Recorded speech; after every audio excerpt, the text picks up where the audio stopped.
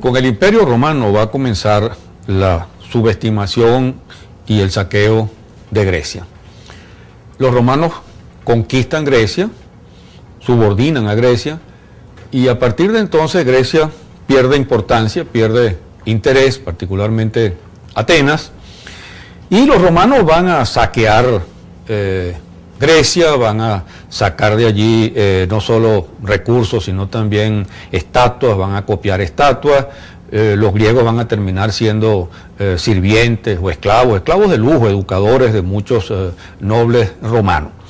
Pero el imperio, que es greco-romano, es mucho más romano que griego, se define mucho más por lo romano, por lo latino, que por lo griego. A fines del siglo IV, cuando el emperador Teodosio divide el imperio entre sus hijos, Arcadio va a ser emperador de Oriente y Honorio emperador de Occidente. En el caso del imperio oriental, del imperio griego, ese imperio griego va a centrarse cada vez más fuera de Grecia, de la Grecia continental, se va a centrar mucho más en Bizancio, que luego va a ser bautizada como Constantinopla en honor a Constantino. Ese imperio va a durar hasta fines del siglo XV, hasta 1453. El otro imperio, el imperio occidental, o sea, el imperio latino, va a desaparecer pronto, producto de las llamadas invasiones bárbaras, a fines del siglo V. Pero lo va a reemplazar la iglesia. Lo va a reemplazar la iglesia, y la iglesia va a ser fundamentalmente una iglesia romana. La iglesia va a recuperar y a conservar todo el aparataje intelectual, cultural, hasta los títulos, las ropas y las ambiciones del imperio, y esa iglesia se va a definir como una iglesia latina, cuya lengua es el latín. El griego se va a ir perdiendo en Europa. Parece que Irlanda fue el último país de Europa donde se habló griego, se comprendió griego hasta el siglo VI o algo parecido, y el griego va a terminar desapareciendo prácticamente de Europa. En la propia Grecia va a haber persecución de la cultura helénica, de la cultura griega. Justiniano va a cerrar las escuelas de Atenas, que vienen prácticamente a ser la clausura oficial de la cultura griega, y el Partenón va a ser convertido en una iglesia dedicada, por supuesto, a la Virgen María. Es decir, Grecia se aleja, se borra, pierde bastante importancia, y lo que va a caracterizar a esa Europa es la latinidad, la condición romana. Esa iglesia parece que no tuviese, esa iglesia y esa cultura europea que se va a formar en esos siglos pareciera no tener nada que ver con Grecia. Grecia es considerada por la iglesia como justamente un centro de paganismo, una cultura pagana, estatuas desnudas, templos paganos, etcétera, etcétera, y cada vez se aleja más esa influencia griega, y el desprecio por Grecia es total. Repito, esa Europa que se conforma como romana, como latina, y es muy poco lo que tiene que ver con Grecia.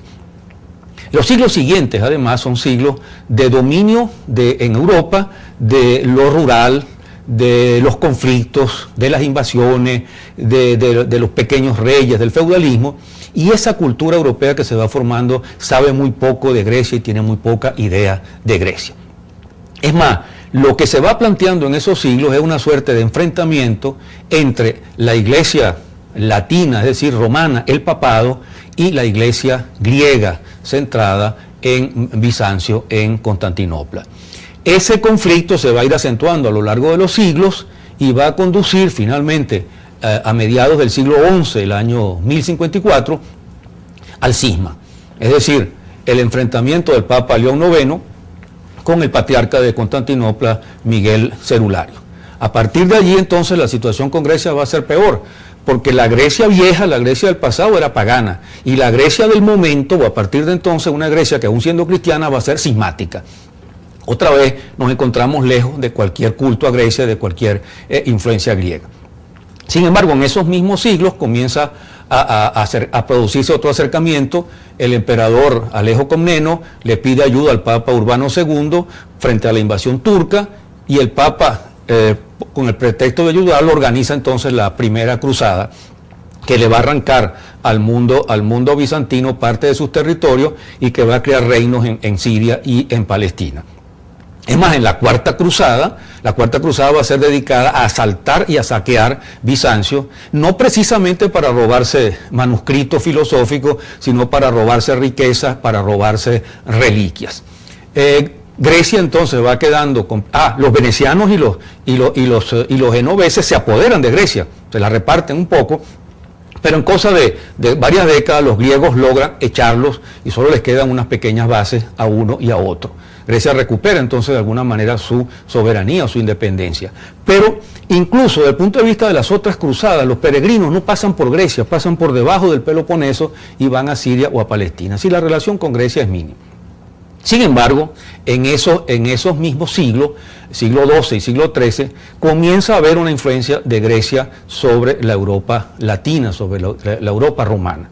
Por la vía de los árabes de España y de Sicilia, y por la vía de los judíos de España, se redescubre Aristóteles. Pero descubrir Aristóteles no es una exaltación de la cultura griega. La Iglesia cristiana sospecha profundamente de Aristóteles, lo considera un personaje poco confiable, no solo un pagano, sino poco confiable, casi un materialista, y cuesta que lo asimile.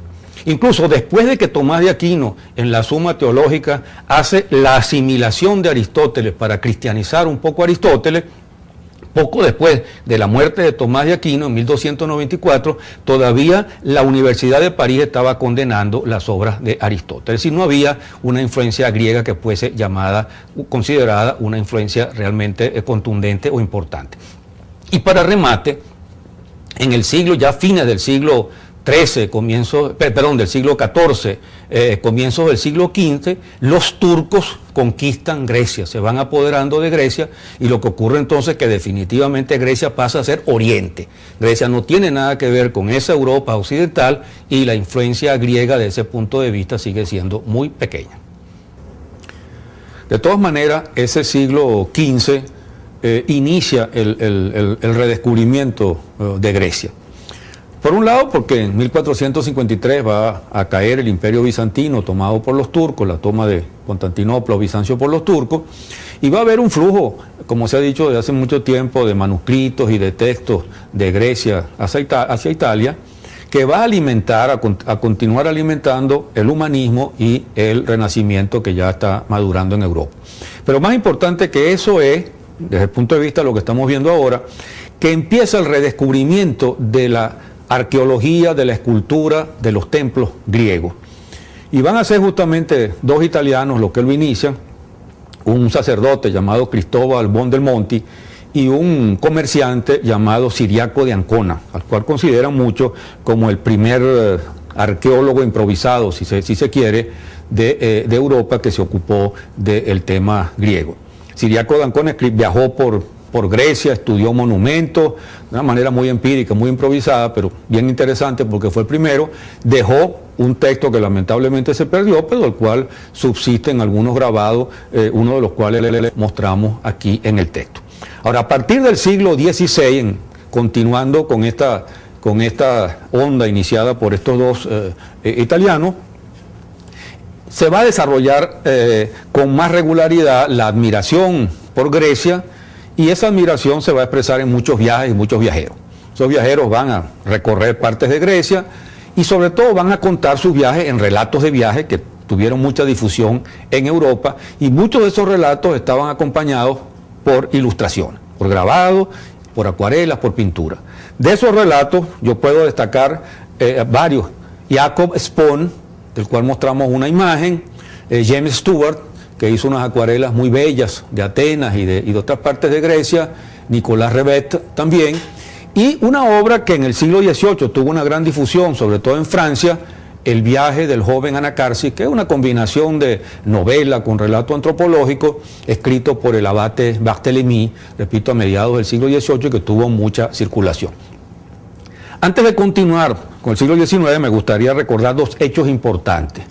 El primero de esos hechos es la destrucción prácticamente del Partenón. El Partenón se había conservado prácticamente entero hasta 1687. Y aquí mostramos una imagen del Partenón justamente antes un dibujo prácticamente, antes de 1687.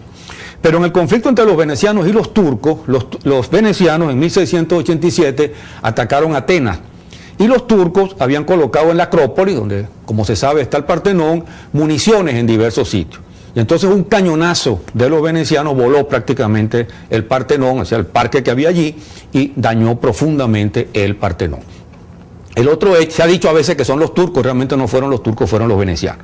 El otro hecho es el libro de Winckelmann, Jacob Winckelmann, que escribe en el siglo XVIII el primer tratado de arte de la antigüedad centrado en el arte griego, tratado en el cual él va a tratar de mostrar que el arte griego es verdaderamente la expresión suprema del arte y un arte que no le debe absolutamente nada a nadie. Winckelmann nunca estuvo en Grecia, él trabajó con las copias romanas, pero su libro tuvo una extraordinaria incidencia.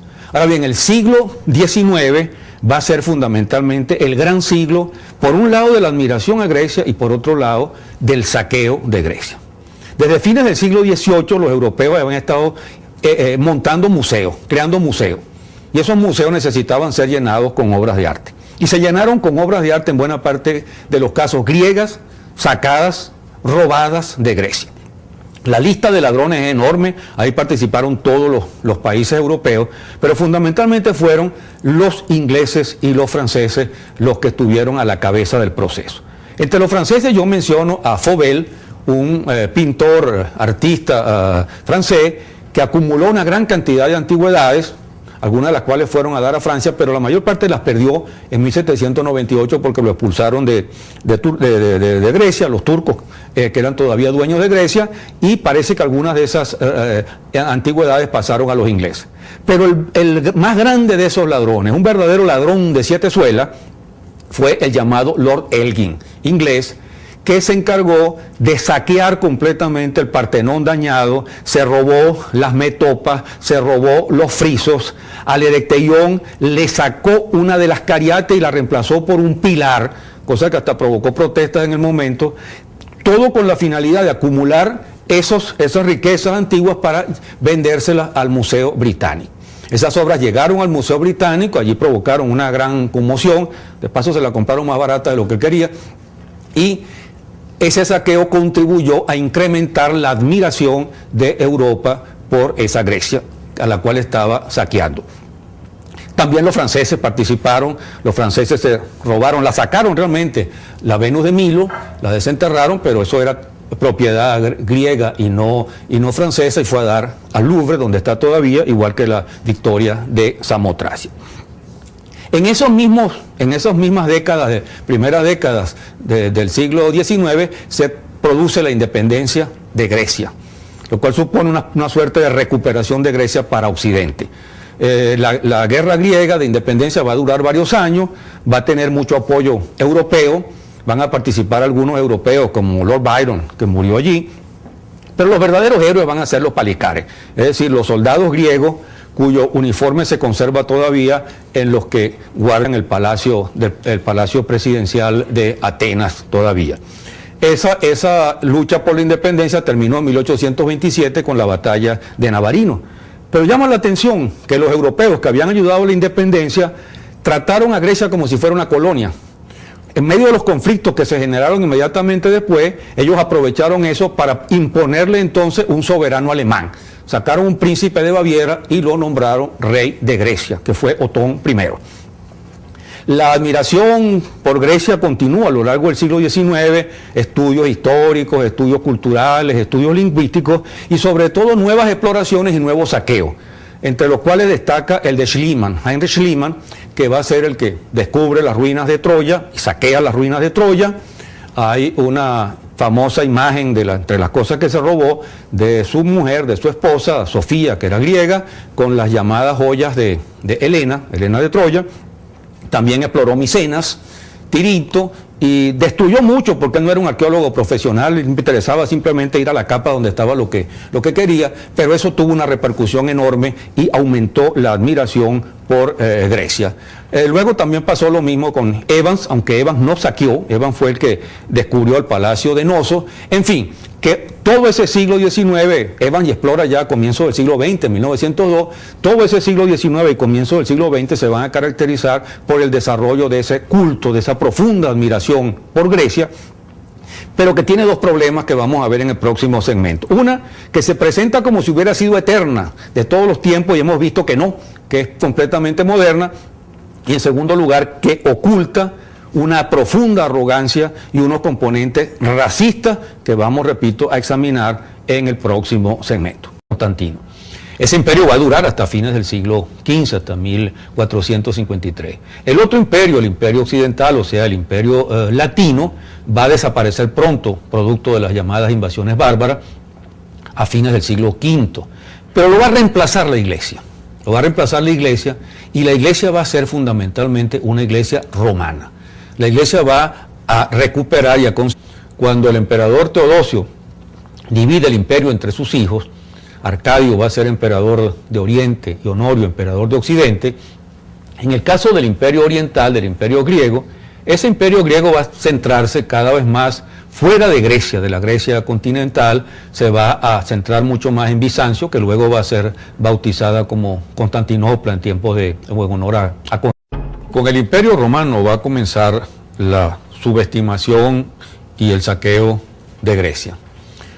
Los romanos conquistan Grecia, subordinan a Grecia, y a partir de entonces Grecia pierde importancia, pierde interés, particularmente Atenas, y los romanos van a saquear Grecia, van a sacar de allí no solo recursos, sino también estatuas, van a copiar estatuas.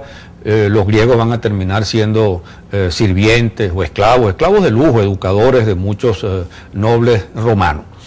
Pero el imperio, que es greco-romano, es mucho más romano que griego, se define mucho más por lo romano, por lo latino, que por lo griego. A fines del siglo IV, observar todo el aparataje intelectual, cultural, hasta los títulos, las ropas y las ambiciones del imperio, y esa iglesia se va a definir como una iglesia latina, cuya lengua es el latín. El griego se va a ir perdiendo en Europa. Parece que Irlanda fue el último país de Europa donde se habló griego, se comprendió griego hasta el siglo VI o algo parecido, y el griego va a terminar desapareciendo.